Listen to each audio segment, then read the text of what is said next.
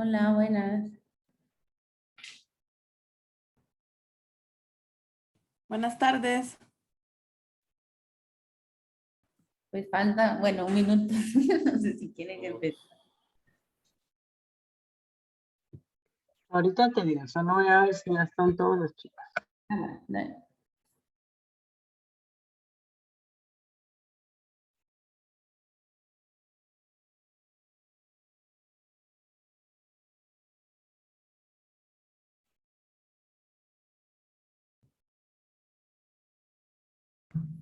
Ok, creo que ya están todos. Les voy a presentar a la doctora Evelyn Ramos. Pues creo que ya todas la conocemos. La doctora Ramos es cardióloga pediatra y tiene una alta especialidad en ecocardiografía.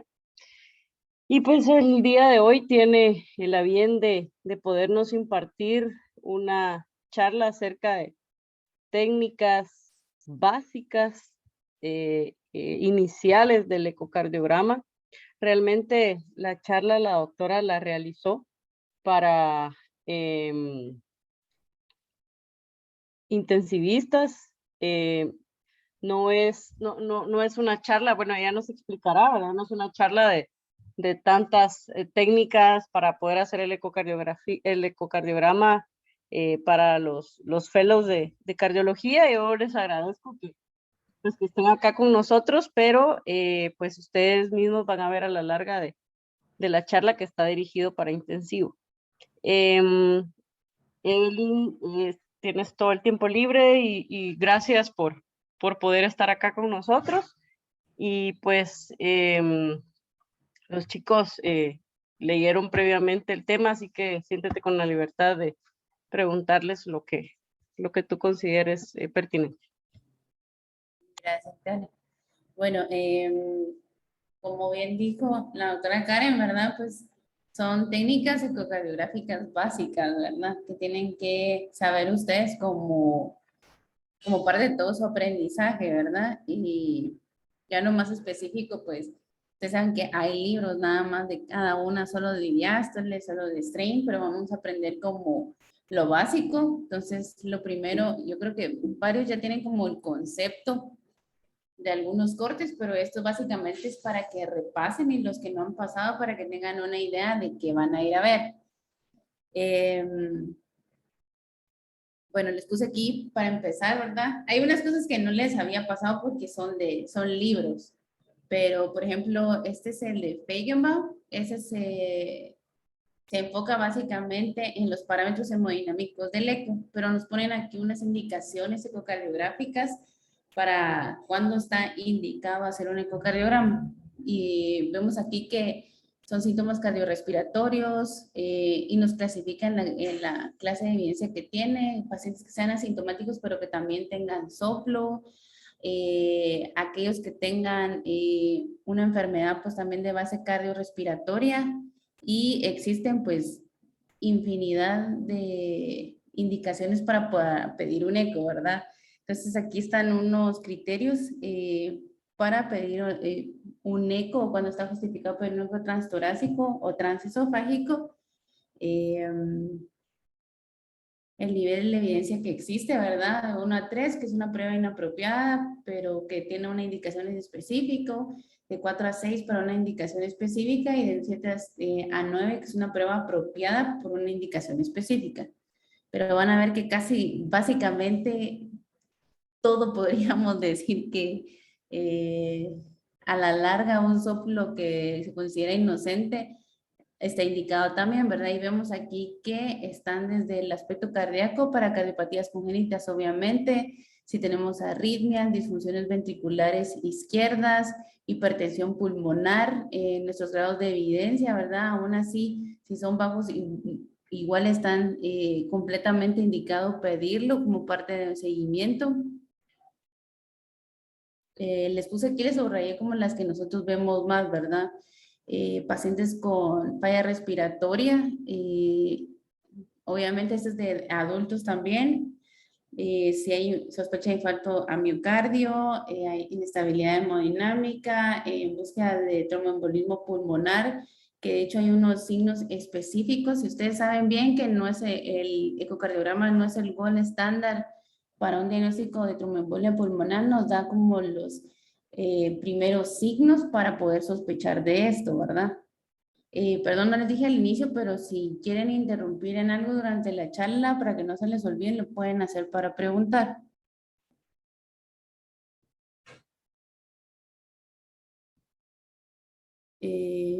Vemos. Disculpe.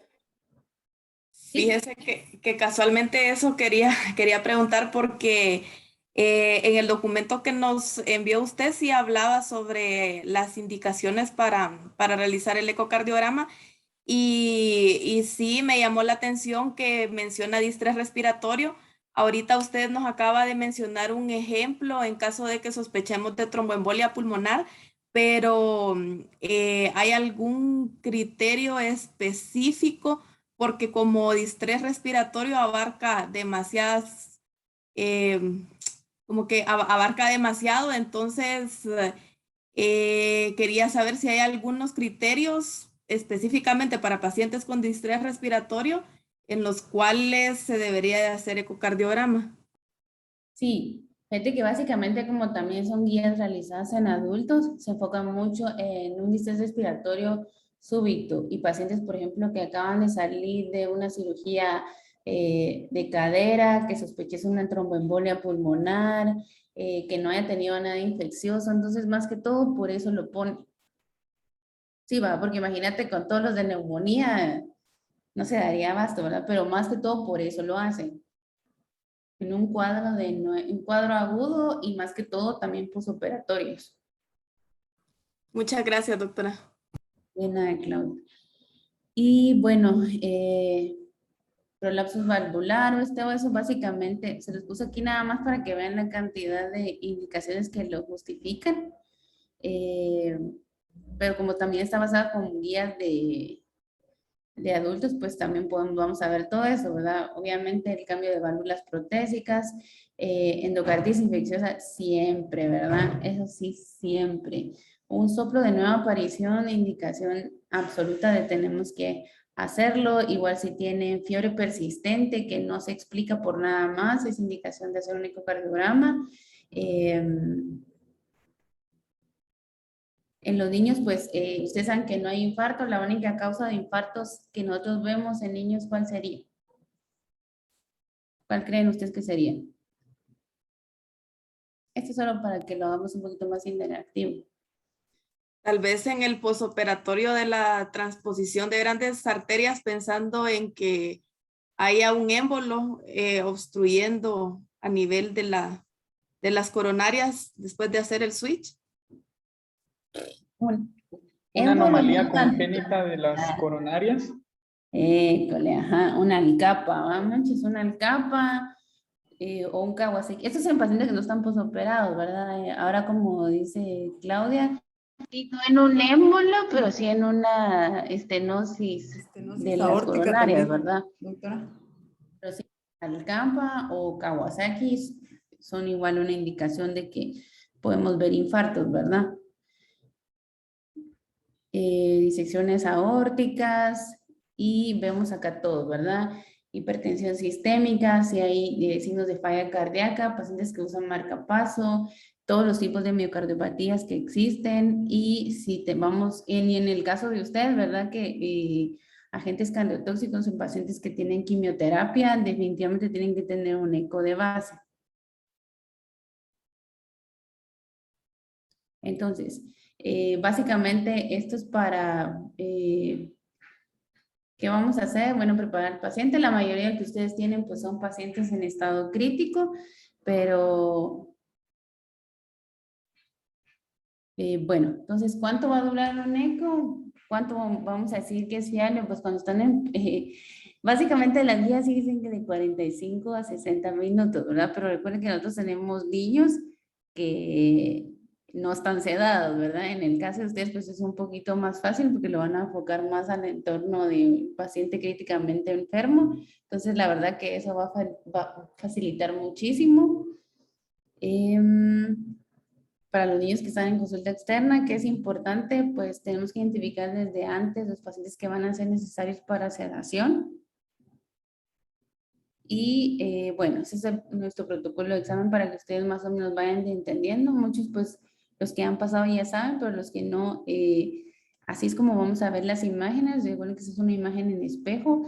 Esta va a ser mi derecha, esta es mi izquierda. Cuando nosotros decimos anterior para arriba va a ser esto. Y todas mis imágenes que están acá serían posterior.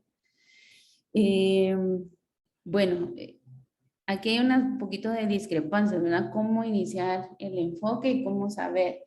Hay varias escuelas, ¿verdad? Ustedes pueden basarse en la que quieran, media vez tengan en su cabeza un sistema secuencial de que van a ir revisando todo.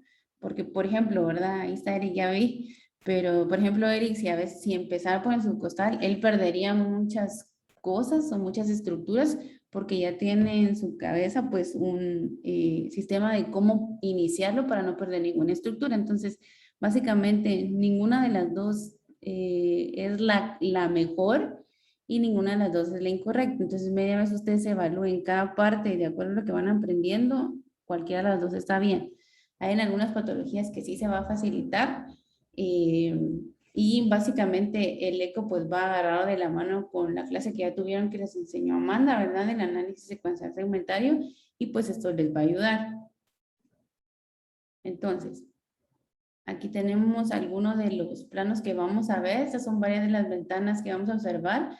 ¿Por qué es importante que aprendan ustedes estas? Porque en pacientes postoperados ustedes saben que si no puedo ver en una, que la mayoría de veces cuando acaban de salir de sala es muy difícil ver en una apical por la interacción cardiopulmonar que tiene el ventilador, eh, una subcostal o subxifoidea va a ser de mucha utilidad, ¿verdad? Dependiendo de la parte o la estructura que fue intervenida, también pues esto nos va a ayudar.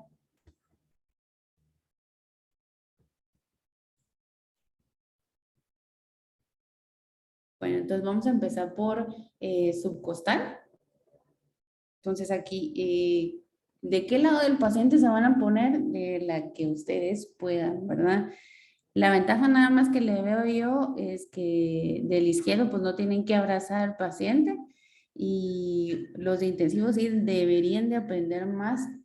Bueno, la verdad es que ambos lados porque ustedes no saben dónde tiene el catéter y dónde tienen la mayoría de, dónde va a estar el catéter, las bombas, etcétera, ¿verdad? Entonces, sí es conveniente que tengan de las dos. Entonces, ¿qué vamos a evaluar primero? El situs, ¿verdad? Como les digo, esto va de la mano con lo que les dio también Amanda, ¿verdad? Entonces, creo que ustedes vieron eso en la clase, que los tipos de situs que tienen, tenemos solitos, ya sabían eso, ambiguo, inversos, y qué vamos a ver en el eco. Entonces, vamos a ver primero evaluar acá el cuerpo vertebral. Vemos que nuestra vena cava inferior va a estar a la derecha de la aorta que se va a encontrar a la izquierda, ¿verdad? Aquí podemos ver parte del estómago y vemos aquí en un corte transversal, vena cava inferior y la aorta. Entonces aquí le puse una pequeña ilustración también donde podemos ver esto, ¿verdad? Nuestra vena cava inferior y nuestra aorta. ¿Por qué es importante? Porque si tuvieran, por ejemplo, un posoperado de coartación aórtica, desde acá ya van a poder evaluar el Doppler pulsado en su aorta abdominal. Entonces, vamos a ver las diferentes, cómo vamos a ver los diferentes cortes dependiendo de la patología. Como dijimos, estos son sitios solitos, cava que va a estar a la derecha, aorta a la izquierda, ¿verdad? Y vean aquí en una heterotaxia, vemos que la aorta, si se dan cuenta, no está a la izquierda, sino que está central. No vemos vena cava, sino inferior a esta, vemos otro vaso nada más, que podríamos decir, si no tenemos tanta experiencia, solo un vaso que se encuentra yuxtapuesto e inferior a la aorta. Otro tipo de heterotaxia, igual vemos aquí aorta, si se dan cuenta, la cava está yuxtapuesta o superior a esta. Y en un sitio inverso, pues obviamente van a estar invertidos como imagen en espejo, ¿verdad? La aorta va a estar del lado derecho y la cava inferior va a estar del lado izquierdo.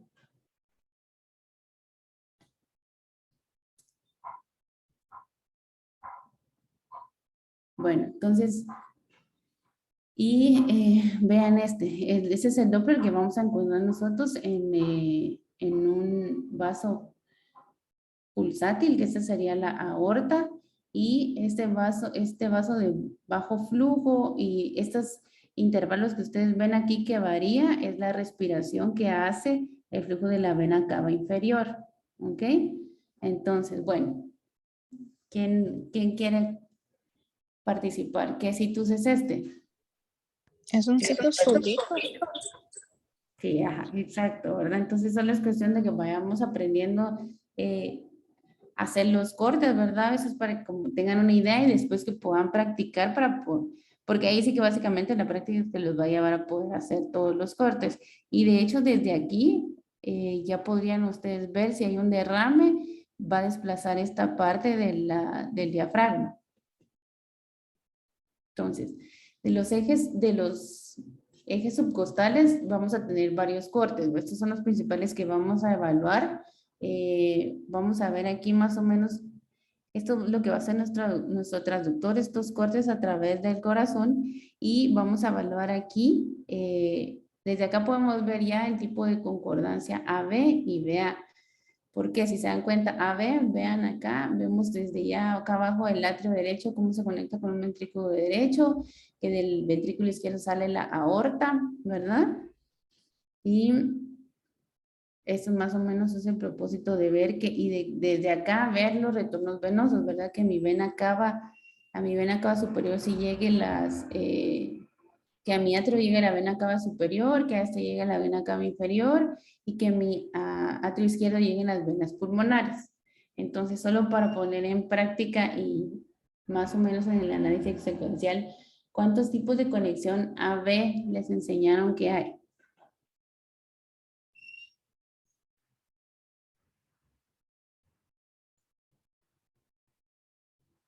A ver, escojo yo. Doctora, es concordante, discordante y único o común. Falta una, ¿no? Entonces dijimos, bueno. Concordante, Ajá, discordante, ajá, está ambigua ajá.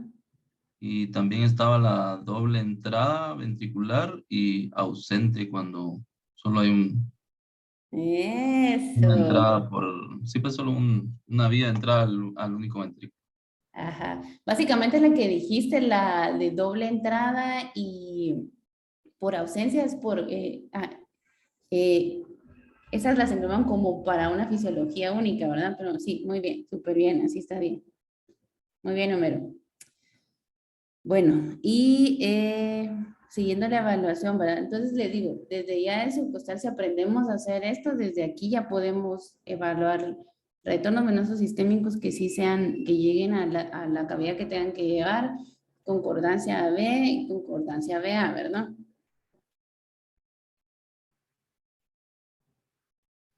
Otro de nuestros cortes subcostales, nuestro eje de cavas, vemos la integridad del septum interatrial, ¿verdad? Nuevamente aquí vemos cómo llega la vena cava superior, vena cava inferior, nuestro atrio izquierdo y nuestro atrio derecho. Vemos acá el septum interventricular, el ventrículo izquierdo, el ventrículo derecho, y vemos cómo acá de nuestro ventrículo derecho emerge la válvula pulmonar. Vemos la morfología de nuestros ventrículos, ¿verdad? Y acá hay otra nada más para que podamos ver. Básicamente son barridos que vamos haciendo. El transductor está colocado como a las 3 de la tarde y a partir de ahí hacemos movimientos para poder ir buscando las diferentes estructuras. Como les digo, esto es como mucho de ver en práctica, ¿verdad? Un corte oblicuo anterior, panorámico del ventrículo derecho, donde podemos ver aquí la aurícula derecha, el ventrículo derecho, la válvula pulmonar, vemos todo esto que es el tronco y la rama derecha. La rama izquierda está como por acá, pero no la logramos sacar con exactitud. Luego vamos a ir pues a nuestros cortes apicales. Y aquí que vamos a evaluar, pues básicamente vamos a ver la simetría de nuestras 4 cámaras, ¿verdad? La morfología de nuestro ventrículo izquierdo, ventrículo derecho. Vamos a ver si nos vamos posterior. ¿Sí? ¿Se acuerdan de la flechita, verdad? Es hacer un poquito para abajo el transductor. Vamos a poder ver nuestro seno coronario, ¿sí? Y hoy se habló mucho de seno coronario, ¿verdad? Que dijeron lo de la vena cava superior izquierda que llega. ¿Saben cuál es esa estructura? ¿Cuál es su función? El drenaje venoso de las coronarias. El drenaje venoso del miocardio, ¿verdad? Ajá, de las venas marginal y todo. Entonces, por eso es que trae sangre desaturada, porque es el retorno venoso de la sangre no saturada del miocardio. Y, bueno, entonces más o menos acá, ahí está una ilustración, donde podemos ver las características de un ventrículo derecho, el ventrículo izquierdo, como ya vimos acá, y si nos hacemos anterior, como habíamos visto en las flechitas, o con nuestro traductor hacia arriba, vamos a poder ver parte de la válvula mitral y la aorta.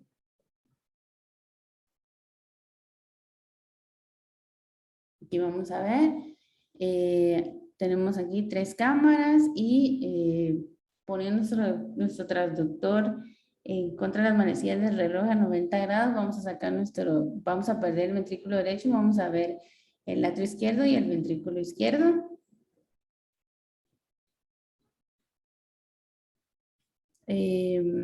Tenemos entonces el eje parasternal izquierdo o el eje largo.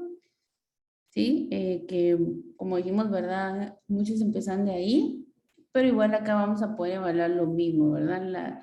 Las mismas estructuras, vemos que esto es anterior, esto es posterior, entonces, ¿cuál dirían ustedes que es su estructura más posterior en un eje largo? Más posterior sería el ventrículo izquierdo. No, ¿Dónde pone usted? recordemos que habíamos dicho anterior, ¿verdad? Más Anterior, Ventrículo derecho. ¿quién dijo No, anterior? posterior dijo. Ah, casi, Shirley, casi. ¿Dónde está su flechita? Perdón, es que estoy en mi celular. Yo no lo veo. Ah, perdón. Aquí está, mira. En tu eje largo, Ujú. ¿cuál es tu estructura más posterior? Sería el atrio izquierdo. Eso, el atrio izquierdo. Entonces, este es el punto de esto, ¿verdad? Conocer qué es anterior. Entonces, lo más anterior, recuerden que es el ventrículo derecho, ¿verdad? Porque es lo que está pegado al tórax, ¿sí?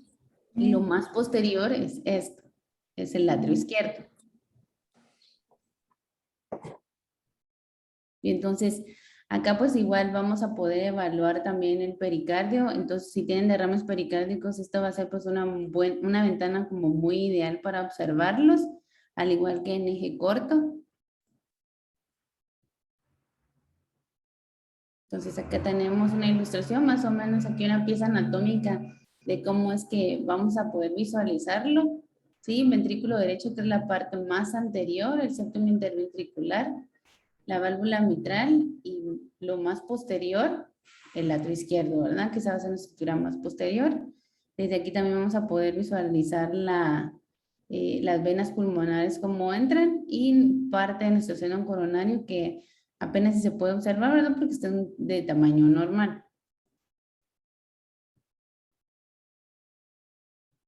Nuestro eje corto, lo que vamos a hacer igual, ¿verdad? Vamos a rotar completamente con las manecillas del reloj nuestro transductor y lo vamos a voltear hacia el hombro izquierdo. Entonces vamos a ver acá que vamos a ver igual nuevamente, ¿verdad? Nuestra estructura más anterior, el ventrículo derecho, posterior a esto vamos a ver el ventrículo izquierdo, la válvula mitral, sus músculos papilares. ¿Cuáles son ustedes?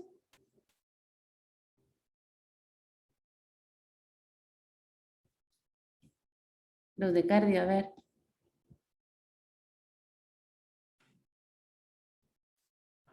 Diana, a ver, ¿cuáles son? Dale, posterolateral. Perdón, no escuché.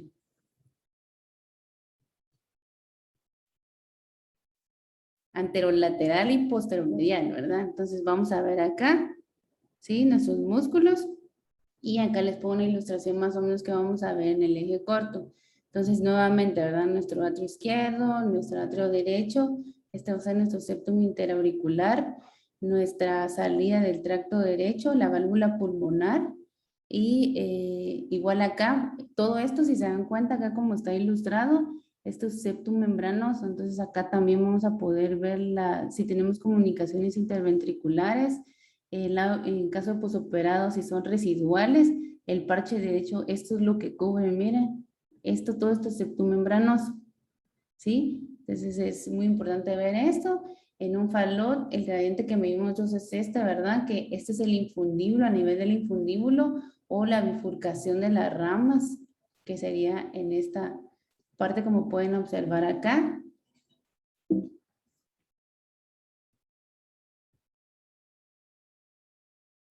Y también que nos va a servir para poder evaluar en este corte coronarias, ¿sí? Si vemos acá la ilustración, vemos que acá está nuestra aorta. Aquí tenemos nuestra coronaria derecha que emerge del seno coronariano derecho. Y acá tenemos nuestra coronaria principal izquierda. Acá tenemos descendente anterior y circunfleja, ¿sí?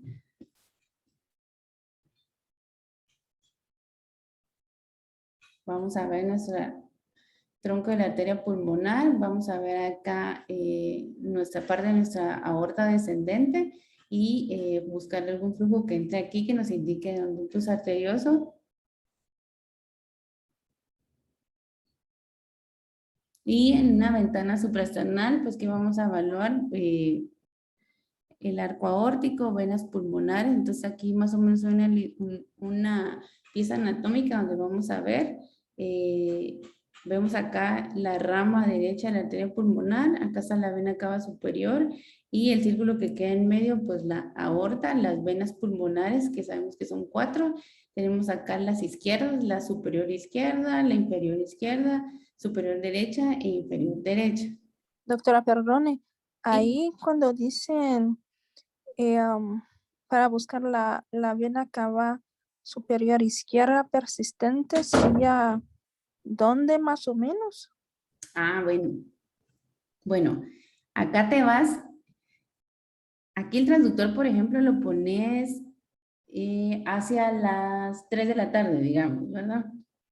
Sí, acá está. Esta es la muesca. Este se pone viendo como, sí, como a las 3. Ajá, ajá, ajá. Ya la voy. Algo que facilita mucho es llevar el transductor hacia el lado izquierdo del cuello. Y ahí intencionadamente buscarla. En lugar de que se vea aquí a la derecha, lo vas a llevar hacia tu lado izquierdo del cuello y a partir de ahí empezar a buscarla. Al Básicamente. lado izquierdo. Ajá. Va. Ok, gracias. La verdad es que es mucho de práctica y poder verlo y poder hacerlo, ¿verdad? Porque así nada más el concepto es un poquito difícil, pero básicamente se vería acá, de este lado. Ok. Para sacar Gracias. y para visualizar es llevar el transductor un poquito más a tu lado derecho. Gracias, doctora. Vamos a ver si está. Bueno, aquí tenemos la ilustración con el flujo, ¿verdad? El arco aórtico, sus vasos. ¿Cómo ver la lateralidad del arco? Pues va a depender un poco igual. Es algo que tenemos que practicar. Entonces, le estaba diciendo a la doctora Karen que lo que vamos a hacer es mejor tener como un día de práctica para que cada uno pueda ir haciendo y aclarando sus dudas, porque eso solo es el concepto, ¿verdad? Y es un poquito, no un poquito, muy difícil visualizarlo así nada más. Vemos acá igual nuestra aorta ascendente, nuestros vasos supraórticos, descendente.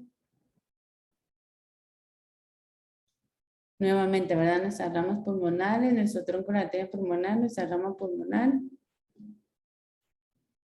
Y otro corte que no estamos muy acostumbrados a hacer, pero que es muy importante y enfocado más en comunicaciones interatriales a seno venoso superior, es el para esternal derecho. En lugar de que el paciente se ponga a la izquierda, vamos a hacer que vea hacia nosotros, ¿verdad? Que esté a la derecha para poder evaluar mejor la vena cava superior, la vena cava inferior y ver acá el atrio derecho y parte de la entrada de las venas pulmonares. Como ven acá, si existe conexión venosa o drenaje anómalo, vamos a ver que el flujo de estas entrando hacia la vena cava superior. Eso es lo que preguntan los cirujanos cuando preguntan lo del drenaje venoso o cómo llegan las venas en una CIA seno venoso superior. Otra ilustración. Y acá nuevamente podemos ver el corte. Vena cava superior, cava inferior.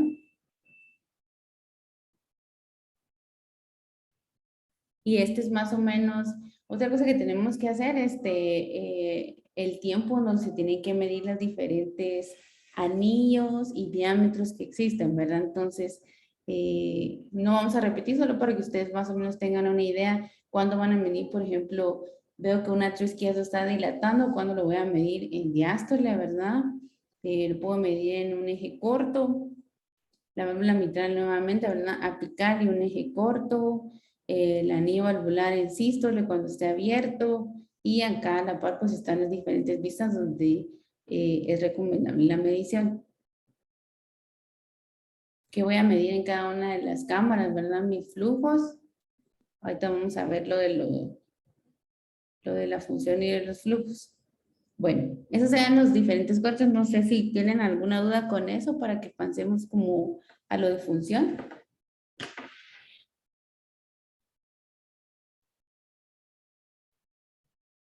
¿No? ¿Nadie?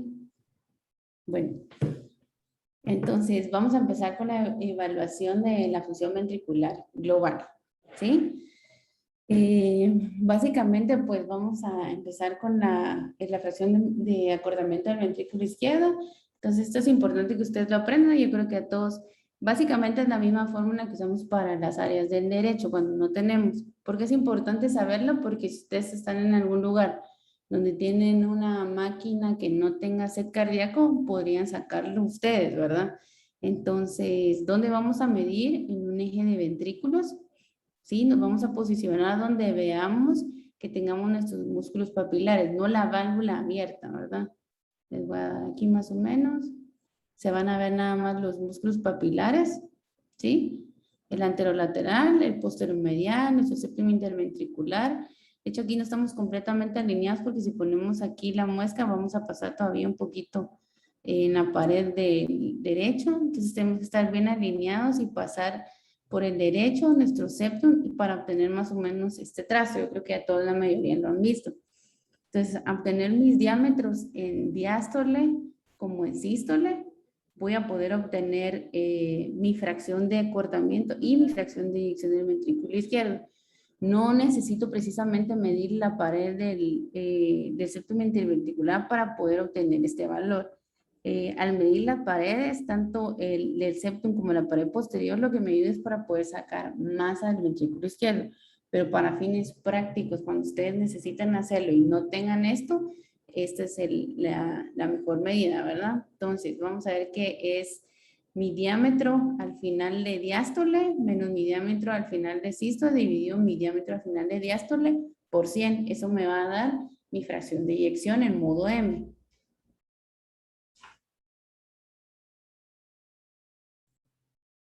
Doctora, perdone, ¿y por qué dicen que el acortamiento es el método más importante para medir la sístole del ventrículo izquierdo? No entendí, Shirley, perdón. ¿Cómo así? Es como dijeron, es como habían como tres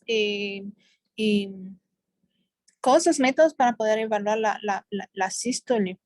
Dijeron la fracción de eyección, dijeron la fracción de acortamiento y también hablaron del Simpson. Ah, ok, no. Pero vean, Ajá. La fracción de acortamiento básicamente es el valor no dado en porcentaje, pues. Pero básicamente lo que tú quieres saber es tu fracción de eyección, no tanto de acortamiento. Del ventrículo izquierdo, tu fracción de eyección. Ujú. Eso es lo más importante. De acortamiento sería también hacerlo por áreas, pero lo que mejor está es en la fracción de eyección, tanto en modo M como por Simpson. Ujú. No sé si eso aclara tu duda, pero para fines prácticos medir los diámetros, ¿verdad? Medir los diámetros y multiplicarlos. Y pues como decía Sheila, igual, ¿verdad? Los cambios de volumen del ventrículo izquierdo durante el ciclo cardíaco, ¿verdad? Entonces podemos ver aquí las diferentes tomas. Vemos que primero lo hacemos en 4 cámaras y luego lo hacemos en 2 cámaras. Básicamente tendríamos que hacerlo siempre así para hacer adecuado el promedio de un Simpson. Ya porque lo que hace básicamente, ahorita les voy a mostrar en esto. Acá. Pues también se llama como regla de los discos y supone que el BI tiene 6 apiladas de discos elípticos de igual altura. Como se ilustra acá, queda a conocer los mayores y menores diámetros de cada disco. Esto define una elipse. Entonces crearon una fórmula que lo que hace es que multiplica el área de cada elipse por el grosor para sumar todos estos discos en el ventrículo izquierdo y finalmente poder conseguir la función por medio de los discos apilados. Entonces, esta fórmula sí está muy difícil, ¿verdad? Esas ni yo me las sé. Entonces, esas sí las traen integradas las máquinas, ¿verdad? Y pues es como el valor un poquito más fiable.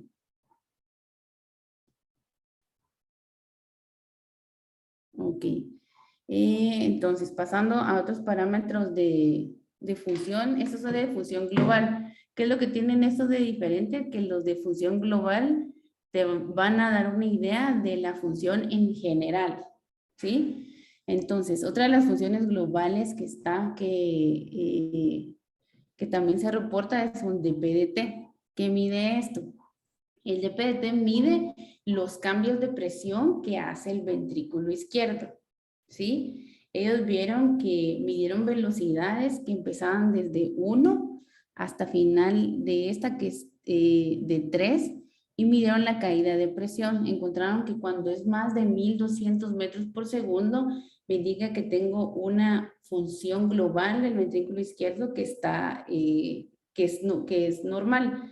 Al contrario de cuando tengo una menor a esa, quiere decir que las presiones entre el atrio izquierdo y el ventrículo se igualan y entonces por esto pueden disminuir, la caída de presión es mucho más rápida y es un signo como temprano, podríamos decir, de disfunción. ¿Qué es lo malo? Que para poder sacar mi DPDT necesito tener insuficiencia mitral, ¿sí? Este trazo que ven acá es el de insuficiencia mitral. Entonces, y lo correlacionaron también, se dieron cuenta de esto, de 1 a 3, lo correlacionaron con métodos indirectos por medio de hemodinamia. Así fue como se validó. Uy. Esto está un poquito más difícil, no sé si me entendieron más o menos esta. Sí, es como cuando uno, por ejemplo, está calculando la presión sistólica del bien, tenemos que tener insuficiencia tricuspidea para poder calcularlo. Exacto. Entonces, si no hay onda completa, no se puede calcular, ¿verdad? Exacto, sí. Pero lo que me dice aquí no me dice como tu pico, ¿verdad? Aquí no me dice tu pico. No sé si ustedes se han dado cuenta que el eco tiene aquí estas velocidades. Metros por segundo, metros. ¿Se dan cuenta? Aquí está 1, 2 y 3. Ahorita le estaba viendo. Ajá. Ajá. Va, la próxima vez que lo hagan, véanlo. Entonces, ¿por qué se basaron en ellos? ¿Por qué tenían que tener insuficiencia mitral? Porque la mayoría de personas que vieron que tenían disfunción, dilataban el anillo y tenían insuficiencia, ¿verdad? La mayoría. Entonces, si se dan cuenta, aquí están las velocidades y lo que se hace De hecho, ya antes se calculaba así nada más. Ahora ya tienen, de hecho, las máquinas de PET y solita te obliga a poner la velocidad. Entonces, si vemos acá, me marca de 1 y el siguiente punto lo voy a hacer en 3. Entonces, donde encuentre 3, aquí marco 1, donde encuentre 3, él me va a marcar esa desaceleración que hace entre el atrio izquierdo y el ventrículo izquierdo. ¿Sí? Si es perdón, si entonces si entendían, si es mayor de 1200, entonces eso es normal. La función es normal. Exactamente. Tu función global es normal. Si es menor a 1200, quiere decir que hay una caída de presión muy temprana que me puede indicar disfunción, no voy a decir sistólica, una disfunción global. Entonces, pero como todo, ¿verdad? Ustedes mezclado esto a que tenga un paciente que tiene crepitantes, que está con dificultad respiratoria o que tenga edema en miembros inferiores, o sea, sí tiene que haber como una serie de criterios y donde al ver esto me apoya, ¿verdad? Entonces, por ejemplo, si no puedo tener en los niños de onco, no puedo tener el strain ya porque mi máquina no tiene, pero veo que está dilatado, que tiene insuficiencia mitral, que le saco un DPT para ayudarme, así como hace acceso rápido y tengo 500, puedo decir que tiene una disfunción global, ¿verdad? Entonces, si esto está dañado, ya se imaginan cómo va a estar con el strain. Muy bien, Shirley, ¿entendió? Y bueno, otro parámetro de disfunción global es mi índice de rendimiento miocárdico. Entonces, no distingue entre sístole y diástole porque si se dan cuenta, ahorita van a ver aquí, acapara tanto mi sístole como mi diástole. ¿Sí? Va a acaparar voy a tener aquí mi flujo transmitral. Los que han pasado ya me han dado cuenta, ¿verdad? Que esto sería E, esto sería A. Luego viene mi tiempo de contracción isovolumétrica, mi periodo de eyección y mi tiempo de relajación isovolumétrica. Hicieron varias mediciones y se llegó a un consenso de que para los niños un valor considerado normal va a ser de 0.35, 0.39 más menos 2,3. Entonces, ¿en qué consiste? Entonces, bueno, ¿cómo lo saco? Acá está mi fórmula, ¿verdad? ¿Cómo lo voy a sacar? Básicamente voy a medir 3 latidos, ¿sí? Si se dan cuenta, no sé si logran ver aquí que miden de el final de A al inicio de E, el final de A al inicio de E, ¿sí? Y están estos valores acá, 343 y 351. Y luego se mide el tiempo de eyección, ¿sí? Si se dan cuenta, bien desde solo la aorta, ¿verdad? Desde el inicio hasta el final. Del inicio hasta el final, 3 latidos. Entonces, este 347 es el promedio de estos 2 latidos que están medidos aquí. Entonces, si ustedes suman 343 más 351 dividido 2, nos va a dar 347, ¿verdad? Perdón, ¿y dónde, qué estructura? Entonces todavía estamos en la mitral. Sí, ajá. Esto es mitral. Sacamos nuestro flujo transmitral, ¿verdad?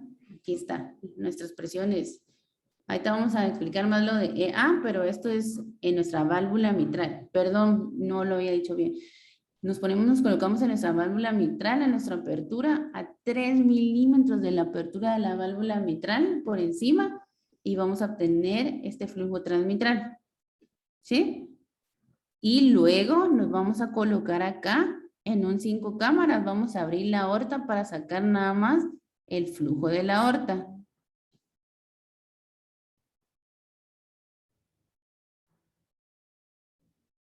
¿Sí estamos con eso? Sí. Sí, doctora. Sí, va. Entonces, de hecho, este parámetro de función es uno de los métodos que también se utilizan en los ecos fetales como parámetro de función global. ¿Sí? Entonces, ya tenemos nuestro flujo transmitral, ya lo medimos, vemos aquí nuestra onda E y A, y luego nos vamos a la aorta, tenemos aquí nuestro flujo a través de la aorta, ¿verdad? 3 latidos, ¿ok? Entonces, medimos nuestro tiempo desde el final de E hasta el inicio de A de nuestros dos latidos siguientes. Acá y acá, que este sería 343. Y de acá para acá, que varió levemente, ¿verdad? 351 y 343 y 351. Eso lo sumamos o lo dividimos dentro de 2, nos da 347. ¿Sí? Y B, como vemos acá en la ilustración, eso es nuestra eyección, ¿verdad? Que va a ser esto. El flujo que pasa a través de nuestra aorta, ¿sí? Entonces aquí, ¿cómo vamos a hacer? Igual, tenemos 3 latidos, sumamos nuestro tiempo de los 3 latidos. Esto nos va a dar 249 y ya después solo seguimos la fórmula B, que sería igual otra vez 249 y este sería nuestro tiempo. ¿Sí? Menor de eso es un signo de disfunción global. Entonces, este es el índice de rendimiento miocárdico. Igual, nuevamente, ¿verdad? Si tenemos, ¿cuándo creen ustedes que no podemos tener un adecuado índice de rendimiento? En los recién nacidos. O si no tenemos, una miocardiopatía dilatada. No, de hecho, una miocardiopatía dilatada sí va a servir. ¿Cuándo podría tener? Un En los paciente. recién nacidos sí puede variar, ¿verdad? Puede variar, pero también sí nos ayuda, porque de hecho, como les digo, hasta ayuda, es uno de los parámetros de ayuda que se hacen en el único fetal. Pero ¿cuándo puede variar? Si tenemos una estenosis aórtica, ¿verdad? Sí, porque el tiempo se va a prolongar, ¿verdad? Ustedes saben que para que salga todo ese flujo va a cambiar nuestro flujo de Doppler y el tiempo que va a tardar en que salga todo eso, dependiendo del grado de estenosis, pues se va a prolongar. Entonces ahí sí podríamos tener un... Entonces, cardiopatías obstructivas izquierdas. exacto, sí. Ahí nos puede variar. Ahí Pero evalúo pues, la otra. es otro método que igual, si se dan cuenta, no necesito como algo muy sofisticado como igual strain, Doppler tisular, porque esto nos puede ayudar a sacarlo, ¿verdad? Ustedes lo pueden calcular también y darse una idea que si tienen, por ejemplo, un Doppler básico, poder sacar, ¿sí? Entonces, en una persona, por ejemplo, si no podemos sacar el strain, entonces podemos sacar esto. La máquina lo va a hacer todo, tenemos que hacer el cálculo nosotros. Hay unas máquinas que ya traen esto, pero por ejemplo la que ustedes van a tener en intensivo no tiene strain y no Ahí saca esto. sube. Ajá. Ajá. Entonces por eso más que todo es el plan de, si usan la EPIC, por ejemplo, esa ya trae hasta el rótulo de ICT de contracción isovolumétrica, trae IRT y lo saca sola. Pero ahí tengo strain también, ¿verdad? Entonces que es como más fácil. Yo con el fin de que podamos evaluar esto, aprendiendo a usarlo en base a lo que ustedes van a tener, ¿verdad? Entonces, pero por la naturaleza combinada que tiene todo, no logra discriminar, ¿verdad? Entre si es sistólico o diastólico. Solo me dice que tengo una disfunción global. Gracias. Bueno, entonces otra cosa que vamos a aprender, que es muy importante y que formaba parte también de lo anterior, es las anomalías de la distensión ventricular. Entonces, y esto los vamos a ver por cambios característicos que vamos a ver en el flujo transmitral. Si se dan cuenta acá, colocamos el cursor, tiene que ir como 3 milímetros arriba de la válvula. Vamos a atender dos ondas, nuestra onda E y nuestra onda A, ¿sí? Y lo vamos a hacer con nuestro Doppler pulsado. Entonces, ¿qué significa E y qué significa A? Bueno, para que esto no se vuelva tan aburrido, ¿quién me quiere ayudar a decirme con sus palabras qué entendió de lo que es E y qué es A para ustedes? La E es llegado del ventrículo Y la A es la contracción auricular. Sí, muy bien.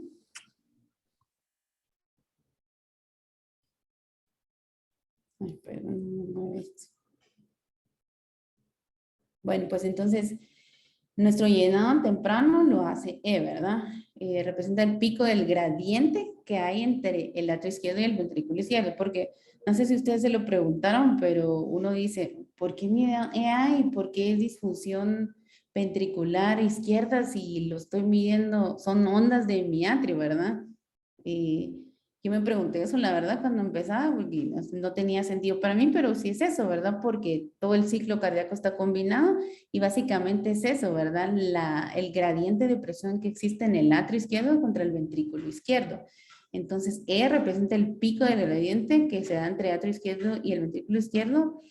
Está el tiempo de desaceleración, perdón, que es el tiempo que se necesita para igualar la presión del atrio izquierdo con el ventrículo izquierdo. Y luego de esto viene mi patada auricular, ¿verdad? O mi contracción atrial, que es la presión máxima entre el atrio izquierdo y el ventrículo izquierdo ya en la diástole tardía, ¿sí? Entonces, hay muchas teorías, ¿verdad? Porque básicamente varios piensan que esto no es tan evaluable en un recién nacido porque todavía tienen ventrículos que no son tan complacientes como en los adultos y de hecho todas las guías están basadas en guías de adultos para decirnos las clases de disfunción que existen. Igual yo les pongo acá, este es del libro en el libro de ECO, de Taljeva, donde están los rangos según los estudios que hicieron de acuerdo a la edad, de 3 a 8, de 9 a 12 y de 13 a 17, de cuánto debería de medir E, cuánto debería de medir A, mi relación EA, ¿sí? Y otros parámetros que vamos a ver ahorita que son importantes para la evaluación diastólica. Bueno, entonces, ¿qué vamos a medir además de E y A para decir que tengo una disfunción diastólica y complementar mi estudio? Pues entonces, vamos a ver también, es importante evaluar el flujo de las venas pulmonares. El flujo de las venas pulmonares va a tener también ondas, va a tener una onda sistólica, una onda diastólica y una onda reversa. Esta onda reversa, ¿por qué va a ser? Porque pues las venas no tienen válvulas, ¿verdad? Entonces, este va a ser el flujo reverso que va a ser mi vena pulmonar. ¿Y cómo lo voy a tomar? En un 4 cámaras me voy a situar. Voy a colocar mi Doppler pulsado sobre mi vena, la más accesible pues es la superior derecha, que es esta que podemos ver acá. Y vamos a sacar con eso, poder ver nuestras diferentes, nuestro flujo venoso pulmonar. Entonces, vamos a medir, pero se lo voy a poner acá. Es importante que midamos también el tiempo de A. Vamos a medir entonces,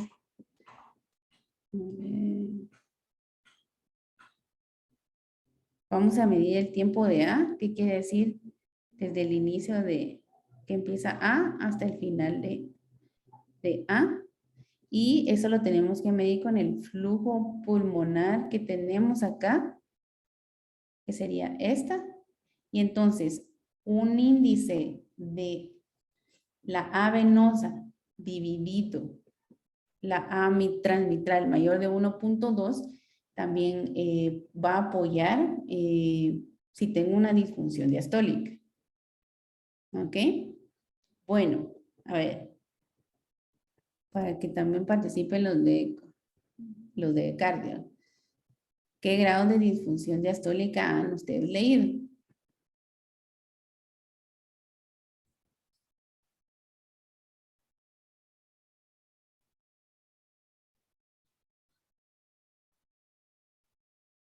O quien quiera.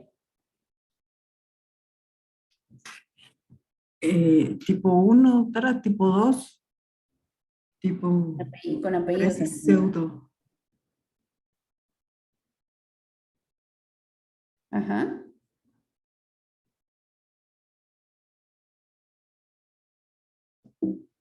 Bueno, a ver, perdón.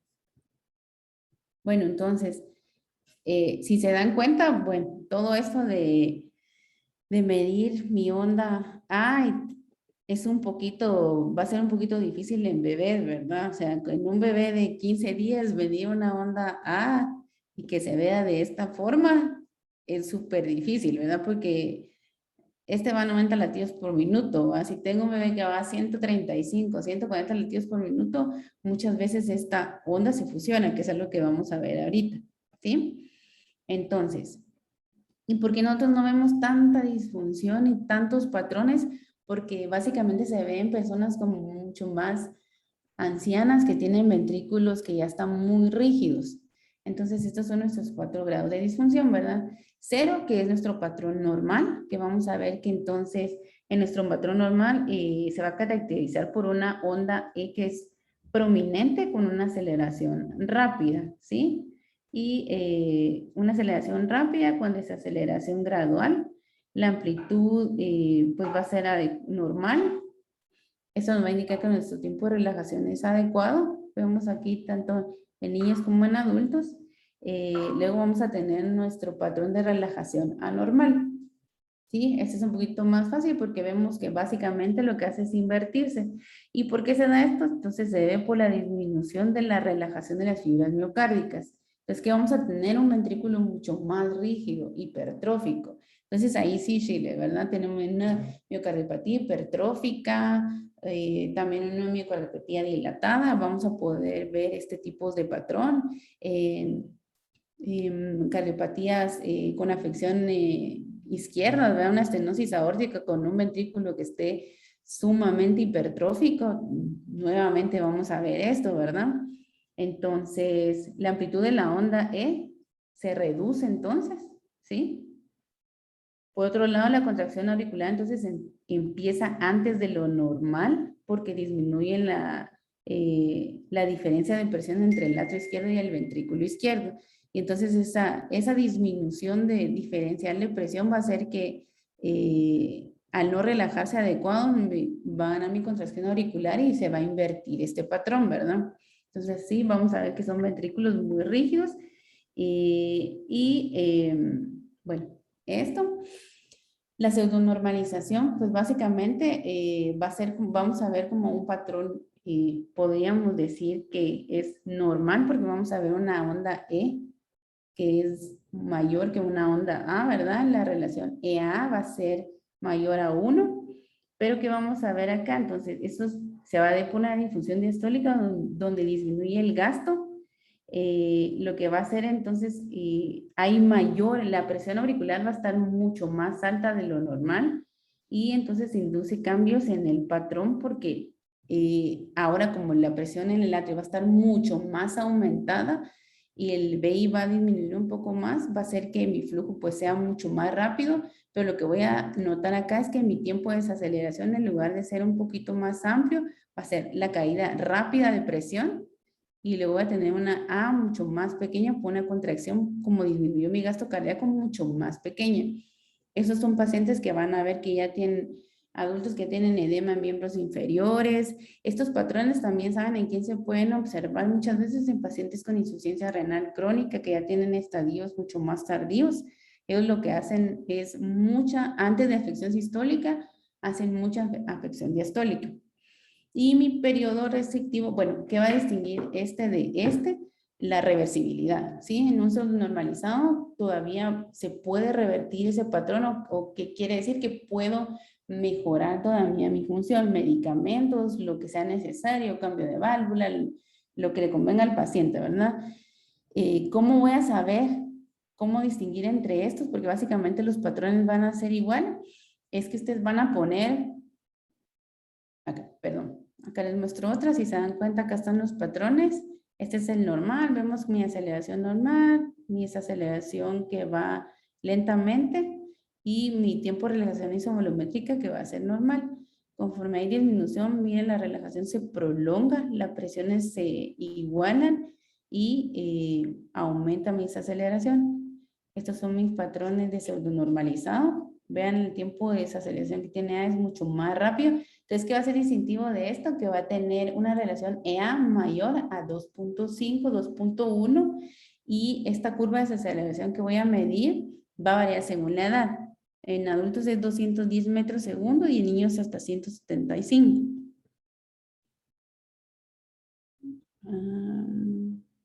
Ay, Tengo una duda, doctora, perdón. sí, ¿Las arritmias pueden alterar el patrón de las ondas EA? sí, muy bien. Por eso. Definitivamente, ¿verdad? Definitivamente. De hecho, no es evaluado. Si tenés un paciente con, ¿qué te puedo decir? Flóter auricular, no vas a poder evaluarle la función. ¿Sí? Entonces ni lo intentes. No se puede, ¿verdad? Porque no voy a ver AS, voy a ver nada más una onda E y no voy a poder ver nada. Entonces, sí, en pacientes con arritmia, bloqueos, arritmia flóter auricular, entonces es muy difícil. De hecho, no se hace, ¿verdad? Porque no se puede evaluar. Muy buena pregunta. Gracias. Ahorita viene un casito para que practiquemos, ¿sí?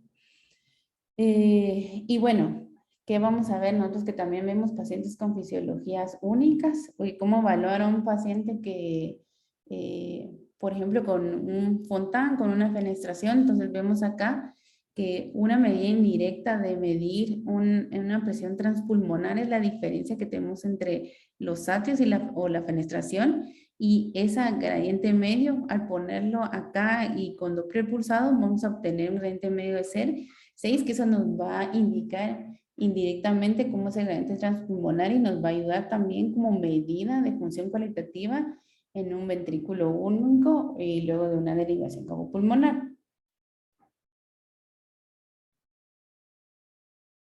No, eso no.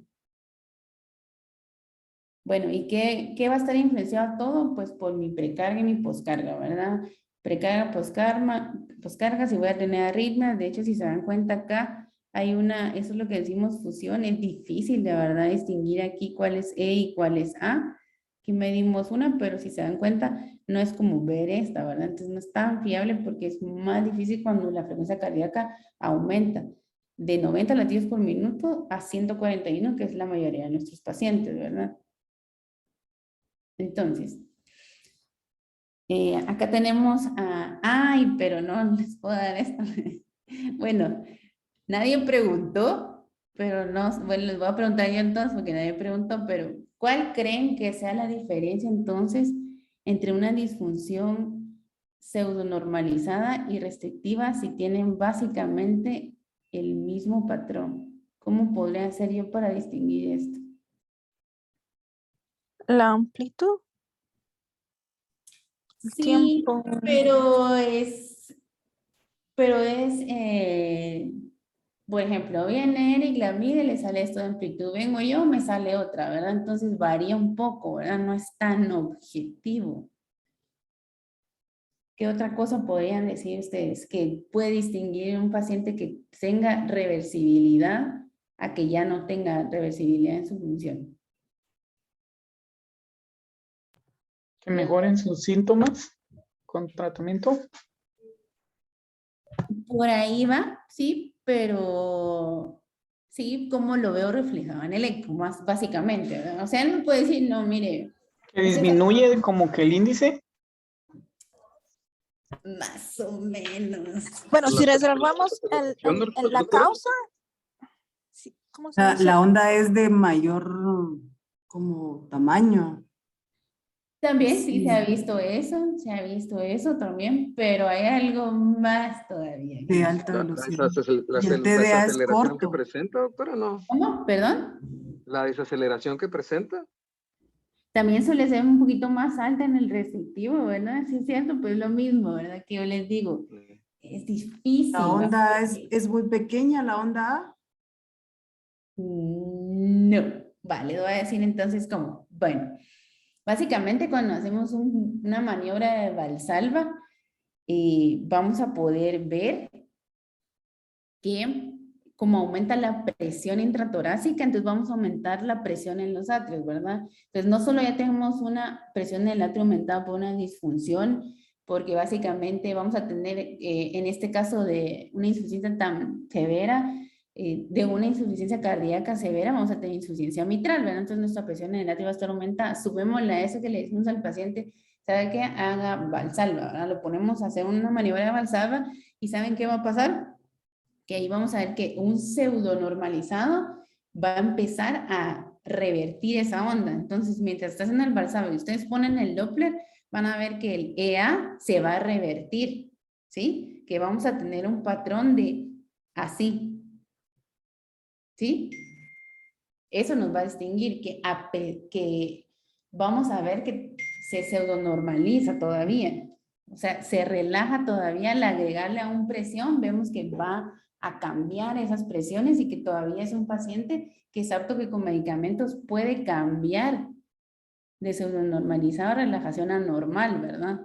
¿Sí? En cambio, en un restrictivo, ustedes ponen al paciente a hacer esa maniobra de Valsalva, agregándole esa presión extra y no, al contrario, ahí sí como lo que dijeron todos, ¿verdad? Mi A va a aumentar, el tiempo de esa aceleración va a aumentar más y mi contracción atrás va a ser más pequeña, ¿verdad?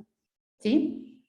Entonces, se preguntarán a ustedes, bueno, ¿y cómo hago que un niño de 12 años que tiene un ventrículo bien hipertrófico, le digo que haga, le explico cómo hacer, pero igual son niños y no quieren, ¿verdad? Porque ellos nunca quieren hacer nada más si están aburridos, no han comido. ¿Qué hacemos ahí? Bueno, ahí ya vamos a aplicar otras técnicas que para eso ya se inventó el Doppler tisular, ¿sí? Entonces el Doppler tisular sí me va a ayudar a distinguir de que ustedes van a ver un patrón así normal en el transmitral, en el Doppler pulsado, pero si ustedes le ponen un Doppler, un tisular, ahí sí va a estar revertido, ¿sí? No sé si me expliqué con esa parte.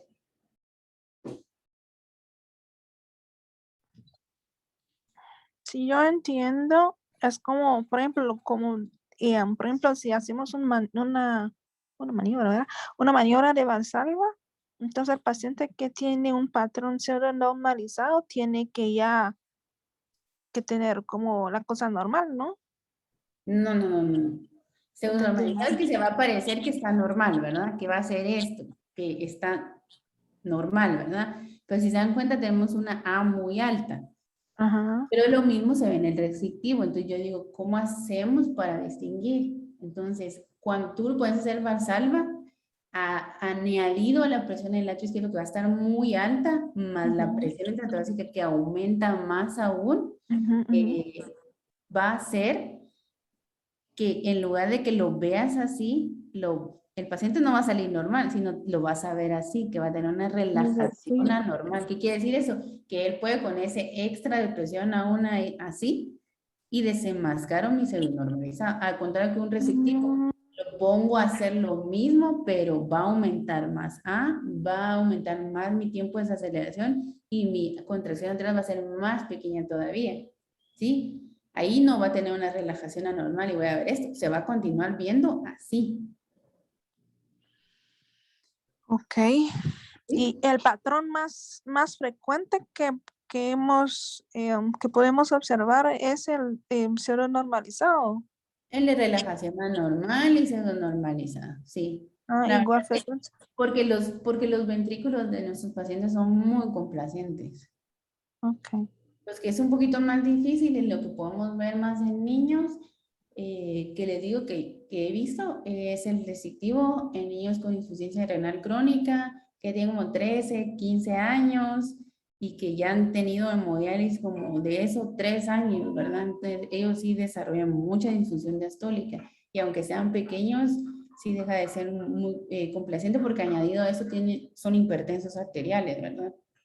Doctora, y para el restrictivo también podría ser alguna patología del pericardio, como Claro, sí, claro. Una miocardiopatía restrictiva, sí. O una pericarditis restrictiva, perdón, sí. Sí, pero para eso ya hay otros criterios también. Hay criterios nada más para distinguir pericarditis restrictiva de una miocardiopatía restrictiva, que son patologías que se parecen muchos. Pero sí es también una cardiopatía porque restringe, ¿verdad?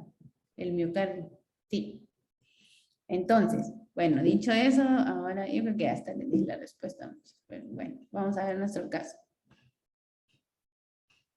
Doctora, disculpe, cuando usted mencionaba del Doppler, que podíamos utilizar el Doppler tisular, de igual forma lo medimos con 3 latidos. Idealmente sí, sí, Juanca, idealmente sí, no voy a mentir, nosotros allá abajo pues no hacemos el promedio, o sea, sí sacamos porque tenemos, el eco te da una opción de 2 a 3 latidos, o sea, casi siempre tenemos de 3 latidos más o menos, entonces nos los sacan, nos los guardan, pero nosotros vemos, ahí sí que hay la costumbre del ojo de estar viendo, ¿verdad? Entonces vemos, o sea, los 3 patrones son iguales, tomo uno, pero idealmente si tú estás empezando, sí, hacerlo a 3, ¿verdad? Para tener menos margen de error. Y en el Muy Doppler bien, tisular, en el Doppler tisular no me pongo en la válvula, ¿verdad? Me pongo en la pared lateral, como que si estuviera aquí, perdón. Como Ok. que si, aquí está, como que si estuviera midiendo un TAPS, digamos. Entonces me pongo aquí mido el Doppler tisular y aquí me va a sacar estas ondas, ¿ven? A. Entonces, aquí tenemos un paciente, pues es un niño, ¿verdad? Que no quiso hacer manera Valsalva porque tiene hambre y está enojado. Y al ponerle el Doppler tisular, está en pseudo normalizado. Lo vemos aquí con el tisular, vean cómo se revierte a relajación. ¿Sí? Entonces, sí es un pseudo normalizado. Lo que me permite el Doppler tisular es medir solo una pequeña parte de la movilidad del miocardio para poder distinguir mejor, ¿verdad? Entonces, estos son pacientes que no puedo, que sé que no van a colaborar. Muy bien, gracias, doctora. Mire, y otra duda, para ver la función global, además del DPDT, pues el eco strain que nos mencionaba, y el índice de rendimiento miocárdico es lo mismo que índice de TEI. Sí, es lo mismo. Ah, ok. Esa es Gracias, doctora. la traducción, sí. Bueno, el strain no es global, ¿verdad? Bueno, el strain es como más avanzado, pero la máquina que van a tener no lo tiene, ¿no? Sí. Por eso es que es importante que aprendamos, que tengamos una idea y porque van a estar en otro lado y todo, y la verdad es que strain es como de lo más caro de las actualizaciones que tiene los software, entonces es un poco más difícil que esté. Hay que aprender todo, ¿va? Bueno. Entonces, tenemos un niño de 14 años que tiene enfermedad renal crónica. Se observa insuficiencia moderada, tiene un DPDT por insuficiencia moderada con buen espectro que es de 900. La FEBI está conservada. El estudio del ECO 6 meses previos refieren que tenía ya disfunción diastólica grado 1, ¿sí? Y actualmente está sin tratamiento por cardio. Entonces, viene con ustedes y le encuentran este patrón. ¿Qué le piden? ¿Qué piensan que tienen? Una disfunción diastólica tipo restrictivo. ¿Tipo? Restrictivo. Ok. Pero, ¿qué más le pedís? ¿Qué más le haces? Solo hace 6 meses tenía disfunción grado 1. O sea que se arruinó de una vez para restrictivo. ¿Y qué pensás del DPDT? Tiene una disfunción, entonces eso no es normal, tiene una disfunción global. Disfunción global, ¿sí? Entonces, yo la pidiera, por ejemplo,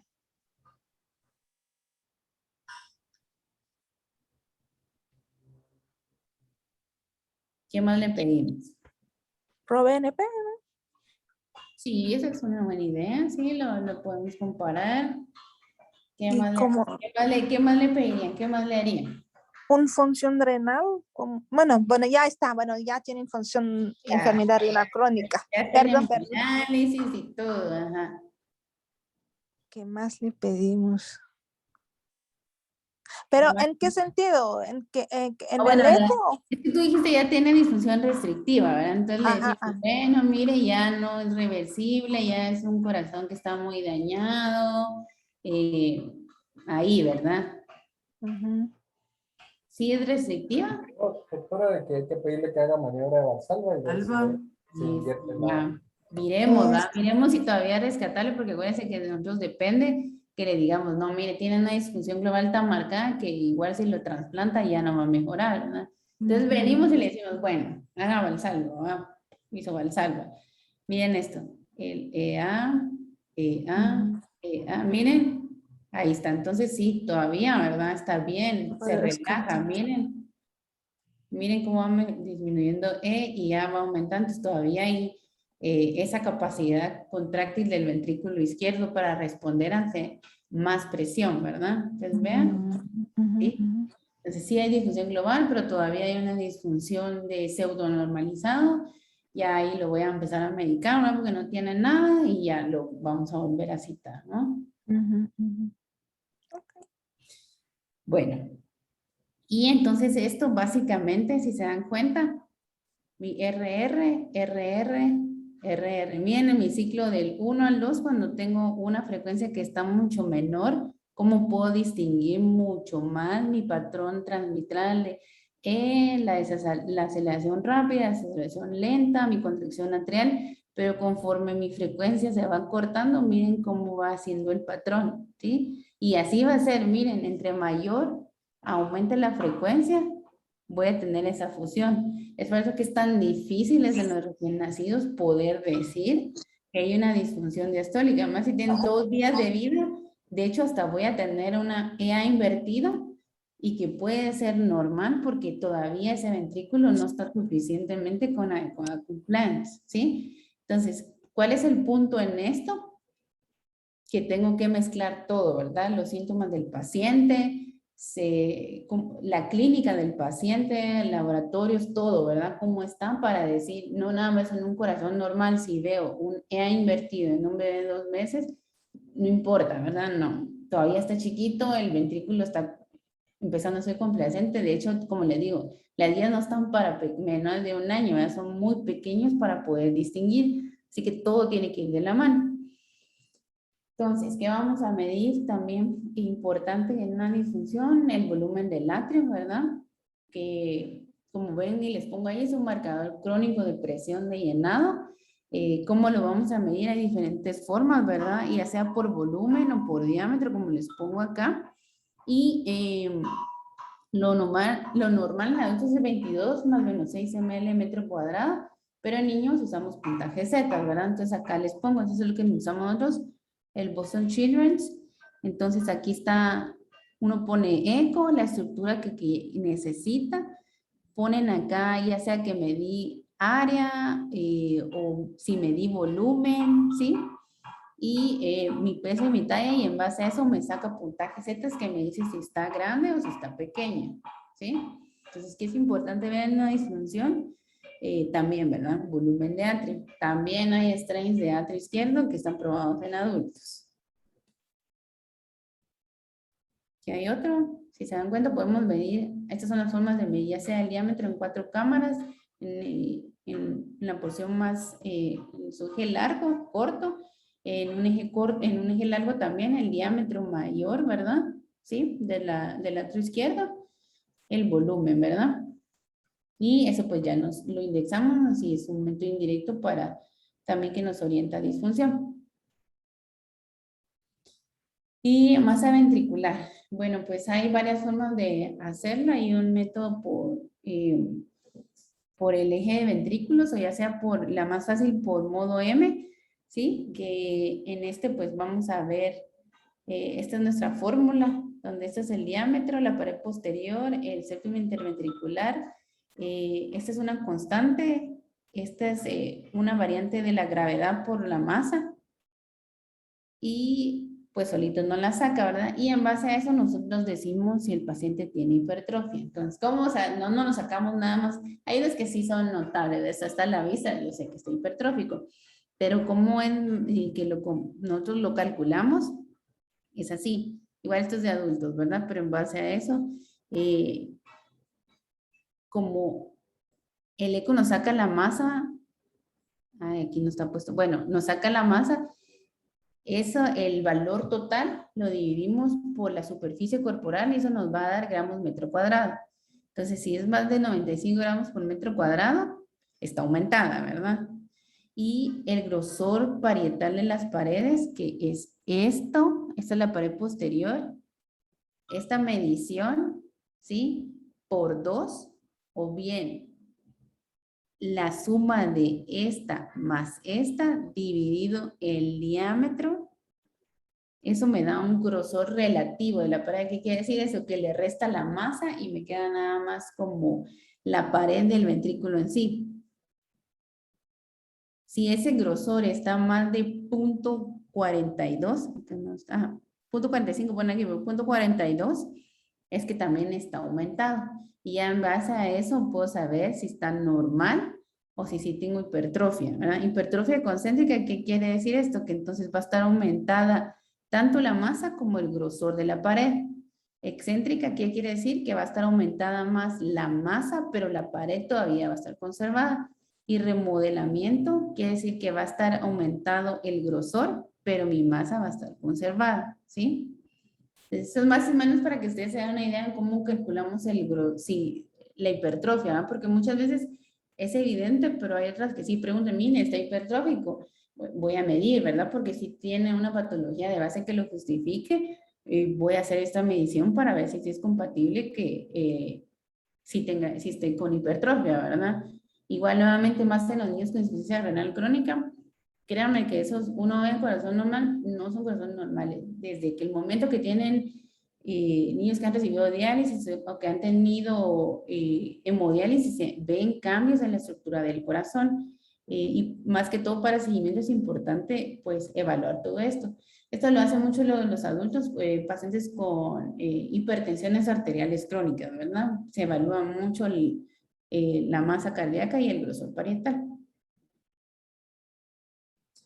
Y pues entonces lo pretisular básicamente solo para que nos demos una idea de cómo es. Aquí está medida a nivel del septum, pero también pues parte de la función. ¿Qué vamos a aprender hoy nada más? Cómo hacerlo, ¿verdad? Para los que estamos en eco, porque todos abrimos la muesca como está acá y se ve todo el corazón. No, entonces ¿qué hay que hacer? Optimizarlo, ¿verdad? Necesitamos velocidades que sean de 60 a 75 metros por segundo, que estas se ven acá. ¿Sí? Lo vamos a poner tanto en el septum como en la pared libre del ventrículo izquierdo o del anillo donde se abre, como cuando toman el TAPS. Y de ahí vamos a reducir nuestra muestra lo más que podamos para obtener el mejor trazo, ¿sí? Es que ese es un poquito ya más avanzado, entonces vamos a seguir viendo en otra clase luego de que practiquen los parámetros que anteriormente les mostré. Y bueno, no. ¿Y qué más tenemos de infusión? Pues definitivamente, ¿verdad? FEMI 3D para el BI, de lo mejor se puede ver aquí, aquí la máquina saca todos los intervalos posibles y por haber. Hay strain en el atrio izquierdo también, ¿verdad? Que lo usan mucho los de adultos. Y pues solamente entonces, gracias. Espero que hayan aprendido un poquito. Y si se dan cuenta de esto, las máquinas eran grandísimas, pero solo había modo M, entonces era bien rápido, pero entre más tengamos 3D, 2D, strain, contraste, se prolonga, ¿verdad? Podemos hacer un montón de mediciones. Gracias, doctora. Mire, tengo una duda, perdón. Es como cuando solicitamos un eco y dicen, hasta en el artículo dicen qué tipo de sedación tiene. Es como el tipo de sedación podría influir sobre el resultado del eco. Por ejemplo, en el sentido si el paciente está demasiado sedado o es ¿por qué dicen esto? Más que todo por la presión. Por la presión. Por cierto, perdón, pues si se dan cuenta, ya llevamos más de casi la hora y media. Entonces, pues yo le había dicho que si dejábamos función derecha para otra, ¿verdad? Porque básicamente por la presión pulmonar, ¿verdad? Entonces hacemos énfasis de que el niño estaba sedado y que sedado sin que esté llorando ni nada, eso nos dio, ¿verdad? Más que todo por eso. Por la presión lo hemos hecho, pero eso, los gradientes pueden variar un poquito, pero más que todo por eso hacemos énfasis. Ok, gracias, doctora. Y ¿Alguien tiene alguna otra pregunta, chicos? Aprovechen porque la doctora es la máster. Perdón, porque la evaluación del ventrículo derecho es más complicada a la del izquierdo. No me quedó muy claro eso. En el documento que usted- No. Bueno, es más complicado por la morfología, por eco, pues eso definitivamente no. Yo dije que por el tiempo la iba a dejar para otra vez. De verdad que... Muy Por bien. eso, no, porque ya era muy larga y por eso no la incluí en la de hoy. Muy bien, gracias. Sí, pero sí la vamos a ver.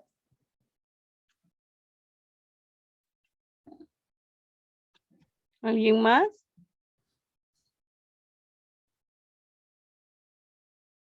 No. Bueno, pues gracias Evelyn por la charla tan didáctica. La verdad es que sí logramos sintetizar muchas cosas o lo poquito, ¿verdad? Que realmente que hemos tenido el contacto con el ecocardiograma. Y la verdad que tú lo hiciste bastante, dentro de lo complicado, bastante sencillo. Creo que nos vamos a poner de acuerdo para que tengamos un acercamiento práctico para que pues todos tengan sus dudas y pues puedan practicarlas ahí contigo, ¿verdad? Y pues la clase la tenemos grabada para quien quiera volver a repasar, porque pues realmente como tú dices, ¿verdad? Hoy en día son tantas mediciones y pues tanto que se puede hacer con el ecocardiograma que para nosotros pues que no lo practicamos diario es un poco complicado, ¿verdad? Pero pues si nadie tiene ninguna otra pregunta, pues gracias Evelyn por tu tiempo y por tu disposición para podernos enseñar. Y gracias a todos por asistir. Muchas gracias, Evelyn. Estuvo muy Gracias a todos. Gracias por la clase. Gracias, doctoras. Adiós. Gracias, doctora. Gracias, doctora. Feliz tarde. Feliz tarde. Gracias, feliz tarde.